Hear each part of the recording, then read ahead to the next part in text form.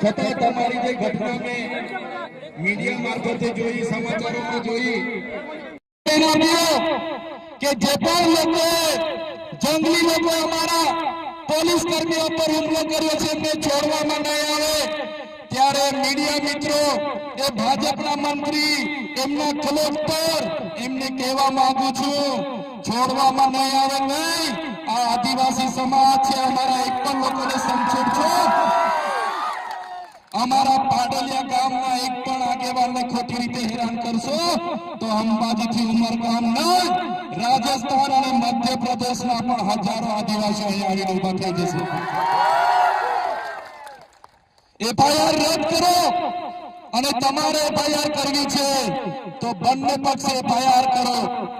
તમારા પોલીસ અધિકારીઓ, વન અધિકારીઓ પર બી એફઆઈઆર હોવી જોઈએ, અને નાના અધિકારીઓ પર નહીં, કોન્સ્ટેબલ બીટગાર્ડ પર નહીં, પીએસઆઈ ફોરેસ્ટર પર નહીં, એમના ડીસીએફ પર એફઆઈઆર કરો, એમના એસપી પર એફઆઈઆર કરો, એમના ડીવાયએસપી પર એફઆઈઆર કરો, કેમ કે એમના આદેશથી અહીંયા હિંસા થયેલી છે.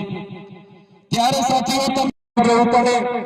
અમારા બાળકોના શિક્ષણ માટે, શાળાઓના શિક્ષકો માટે આંદોલન કરવું પડે, સારી શાળા માટે આંદોલન કરવું પડે, પીવાના પાણી માટે આંદોલન કરવું પડે, જંગલની જમીન માટે આંદોલન કરવું પડે, અમારી ખેતીના પાકના ભાવ માટે આંદોલન કરવું પડે, અમારા યુવાનો સાથે જે અત્યાચાર થાય એના માટે આંદોલન કરવું પડે, મારી 2 દીકરીઓ માટે આંદોલન કરવું પડે.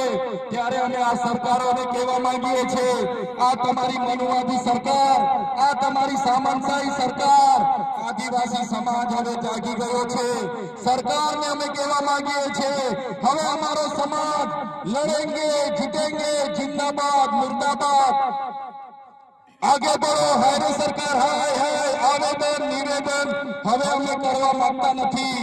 તમે પાડલિયા ગામ સાથે જે અત્યાચાર અમે કર્યો છે, જો આવનારા દિવસોમાં જે પણ લોકો પર એફઆઈઆર થઈ છે એ એફઆઈઆર રદ કરવામાં નહીં આવે તો આવનારા દિવસોમાં અમે પાલનપુર એસપી કચેરીનો ઘેરાવો કરીશું.